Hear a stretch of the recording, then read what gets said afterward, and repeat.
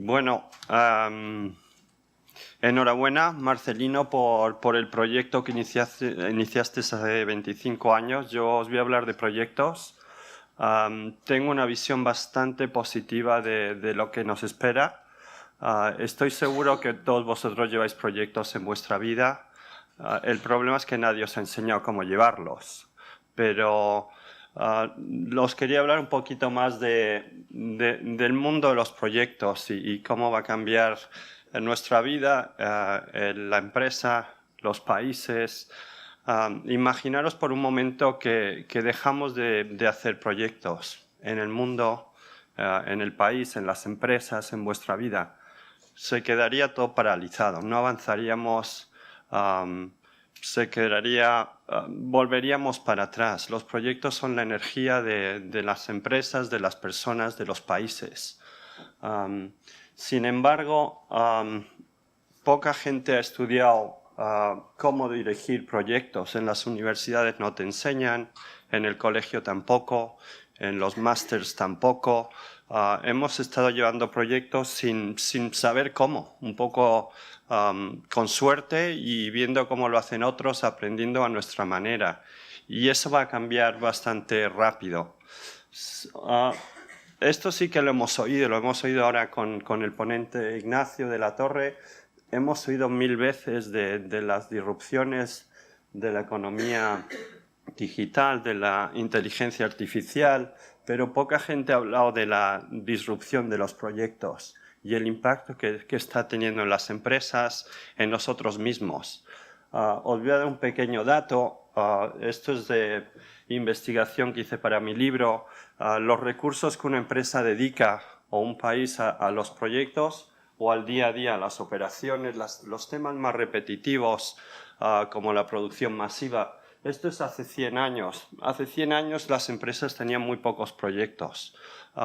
Prácticamente el 95% de los recursos se dedicaban al día a día, a producir, a vender, a llevar la empresa. Poco a poco, y esto es lo que no se ha visto, es una tendencia que al ir mejorando esta parte se va a la manera de gestionar las empresas a través de la producción masiva, de la calidad total. Ha ido mejorando la manera de llevar y ser mucho más eficientes las empresas, pero lo que a su vez pasaba es que las empresas iban teniendo más proyectos, cada vez hay más proyectos. Se va cambiando el personal o los recursos del día a día hacia los proyectos. Por eso la mayoría de vosotros seguro que habéis notado que hoy en día tenéis más proyectos en el trabajo que hace 5 años o hace 10 años. Y la tendencia es desgraciadamente o positivamente, con los robots y la inteligencia artificial, la parte que estaba hablando Ignacio, pues se la van a llevar los robots. Y lo que queda para las empresas, para los organismos, para las ciudades, los gobiernos, es proyectos.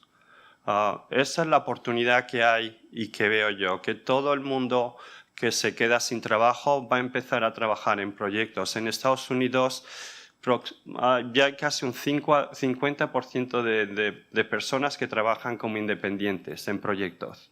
Han perdido su trabajo y se ponen como consultores llevando proyectos para empresa, trabajando juntos en proyectos. El futuro nos dice que si ahora tenéis proyectos vais a tener muchos más. Proyectos se asocian al cambio. Y como veíamos antes, el cambio que hemos experimentado en los 250 años pasados no tiene que ver con el cambio que vamos a experimentar en los próximos 10 años. Yo voy a menudo al Silicon Valley y allí la gente, pues yo me quejo, digo, oye, es que esto no va a parar algún día, todo va muy rápido y hay tanta innovación. Y dice, Antonio, no, tranquilo, que hoy es el momento más despacio de lo que tenga de tu vida. El futuro va a seguir pero acelerado y se va a duplicar, o sea que hay que aprovechar el momento, pero cambio significa más proyectos y más proyectos. O sea que hay un momento que hay que aprender cómo liderar proyectos, cómo organizar empresas a través de proyectos. En China, por ejemplo, muchas de las grandes empresas, Alibaba, Huawei, están organizados a través de proyectos. Tengo esta idea, ponen un equipo dedicado que desarrolla el producto y luego ese equipo gestiona ese producto y lo vende y luego se desaparece, se acaba y pasan a un otro proyecto. Las jerarquías que estaba hablando Luis no existen, son totalmente distintas. Es otro tipo de liderazgo, otro tipo de management que no estamos muy acostumbrados aquí en Europa o en Estados Unidos. Esto es una estadística que viene de Google y se llama Ngram, es como una especie de análisis de Big Data. Puedes poner, ellos han digitalizado todos los libros que han encontrado desde hace 150 años. Puedes poner palabras que se utilizan hoy en día en una empresa y como veréis, la palabra de proyecto es la que lleva años utilizando más.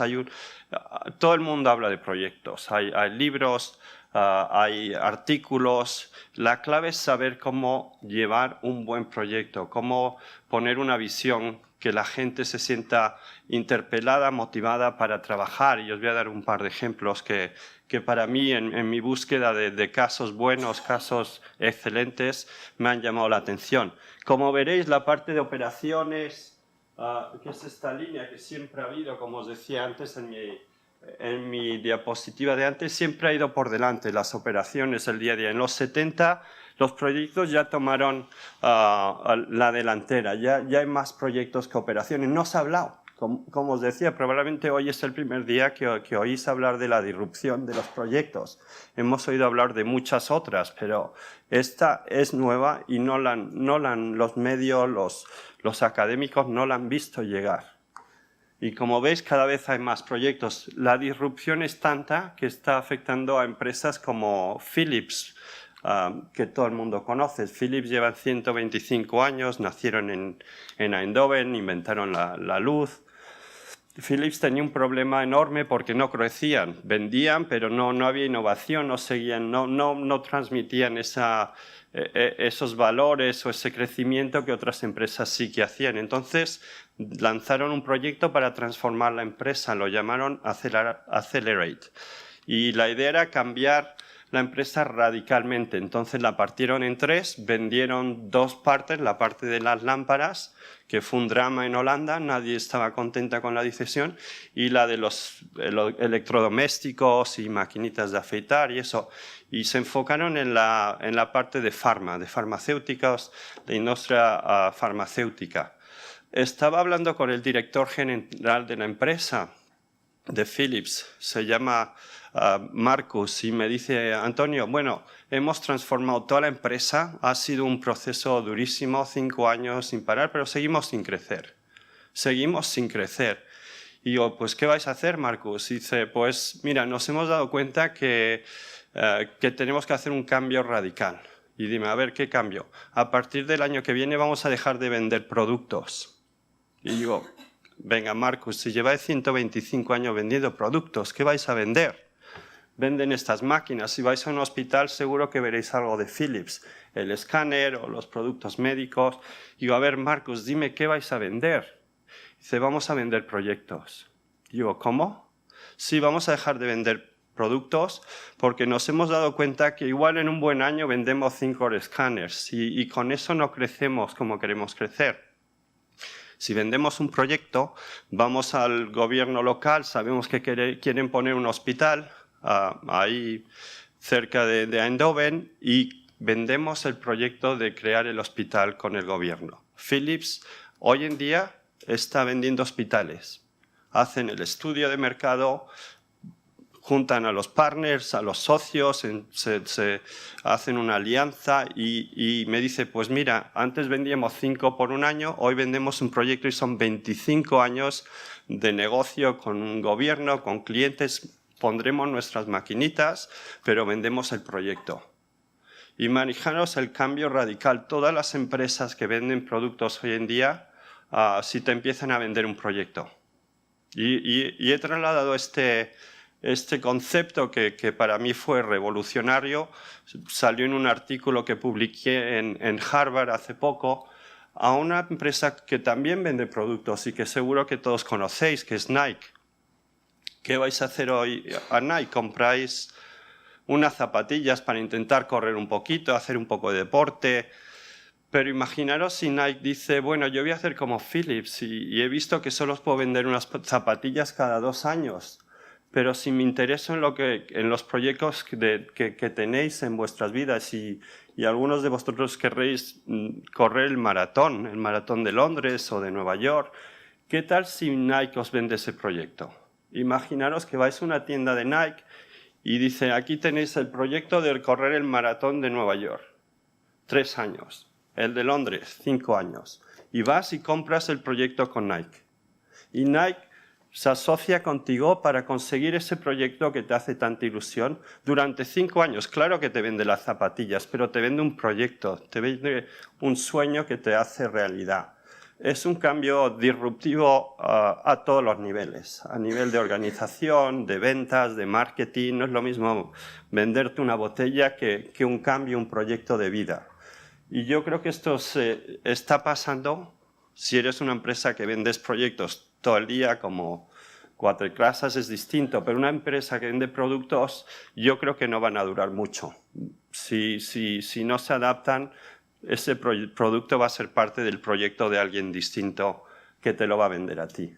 O sea que es un cambio radical. Y luego, para mi libro que estoy ahora trabajando, he estado buscando proyectos por todo el mundo y la verdad es que me quedo alucinado la cantidad de proyectos buenos que hay que no se conocen. Pues es un tema bastante actual, pero que yo cuando lo leí, cuando lo investigué, me quedé bastante sorprendido. Todos habéis oído de Ruanda, de lo que pasó allí hace 20 años, horrible, casi 1 millón de personas destrozadas, matadas, los Hutus que, pues claro, mataron casi todos los Tutsis, horrible, hace 20 años, solo 20 años, un poquito más. El presidente, Paul Kagame, puso un proyecto de Visión 2020 y dijo, esto hay que cambiarlo radicalmente, no podemos seguir matándonos como se estamos matando y destrozando. Lanzó un proyecto con una visión que pocas veces he visto y lo llamaron el Programa de Reconstrucción de Ruanda. Uno, aparte del tema de la guerra, querían proyectar una imagen de que no había corrupción en el país. Lanzaron una campaña de tener la ciudad más limpia de toda África. Si alguna vez habéis estado en Kigali, es nivel de Singapur o más. Nada que ver, en España no encontráis una ciudad más limpia que Kigali. ¿Por qué? Porque la limpieza era un símbolo muy importante que querían transmitir diciendo, bueno, hemos estado corruptos hasta ahora, pero esto va a cambiar. Y la limpieza de la calle refleja la limpieza en la democracia, en el gobierno, dejó de haber de la corrupción que había. Y estas son fotos de Kigali, esto es África, África Central. No encontráis un papel en la calle porque todo el mundo está concienciado. Dicen, bueno, pues si yo soy limpio, esto se reflejará en la sociedad. Espectacular. Y el tema de la reconciliación todavía más espectacular.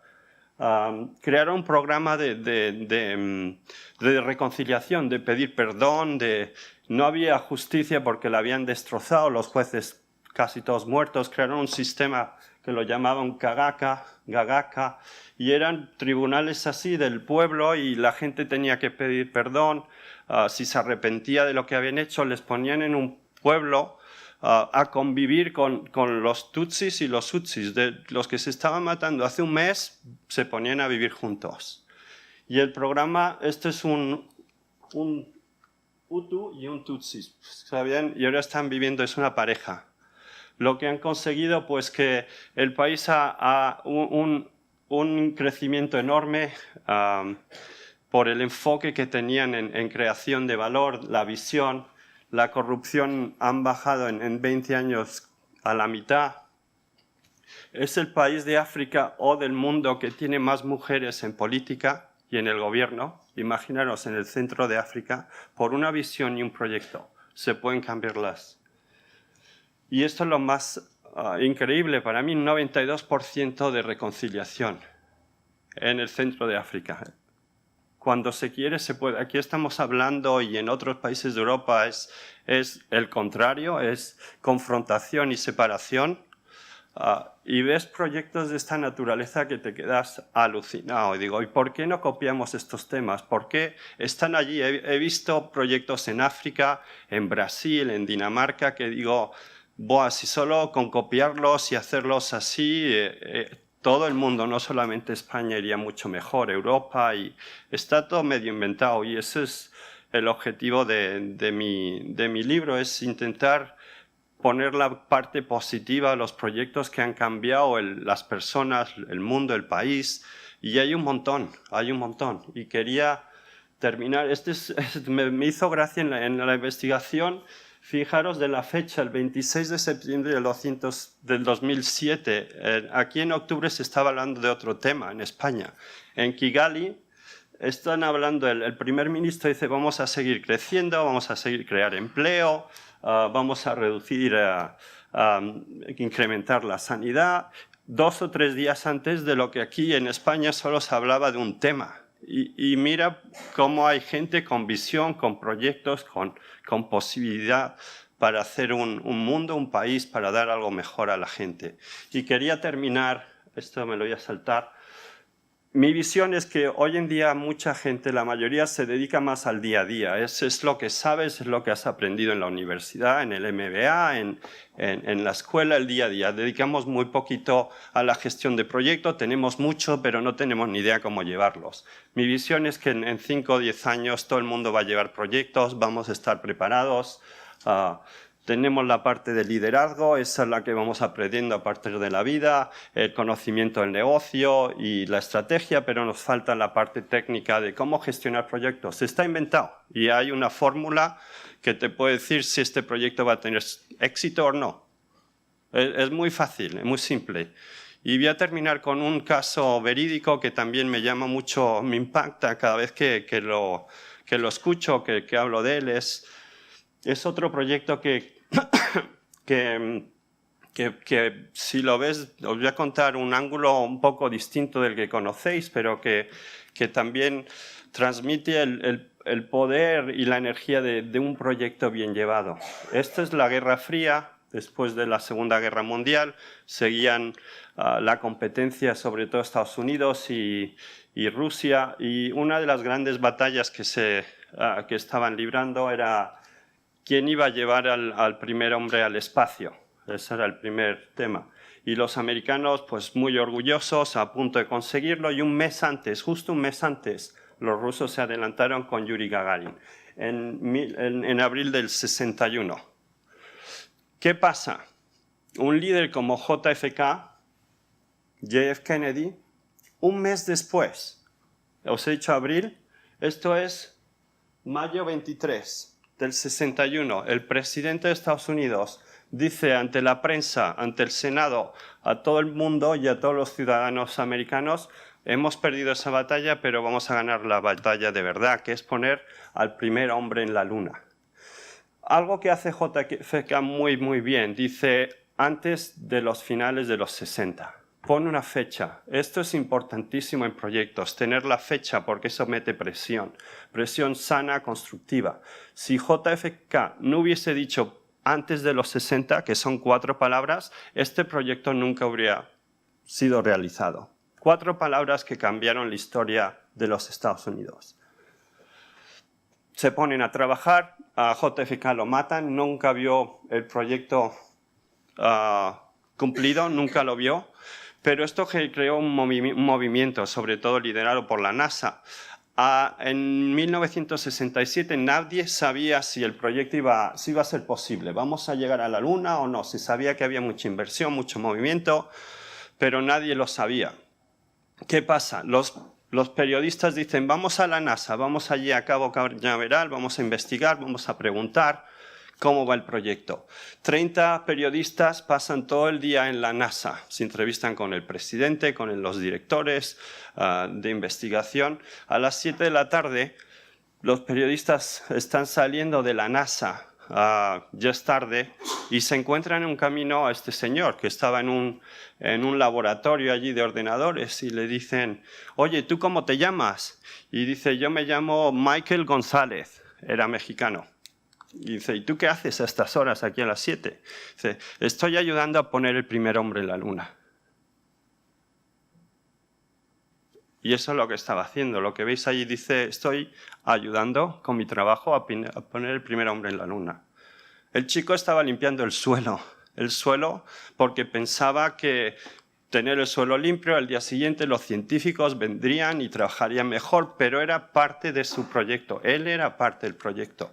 Si conseguimos en vuestras empresas un de integración, de compenetración, se puede hacer todo, a nivel de país, a nivel de gobierno, a nivel de Europa, a nivel de empresa, a nivel personal. Si conseguís ese nivel de compromiso, se puede conseguir todo. Es una pena que de momento no estemos ahí, pero se puede y yo creo que es lo que intentaré hacer con el libro, transmitir estos conocimientos. Muchas gracias.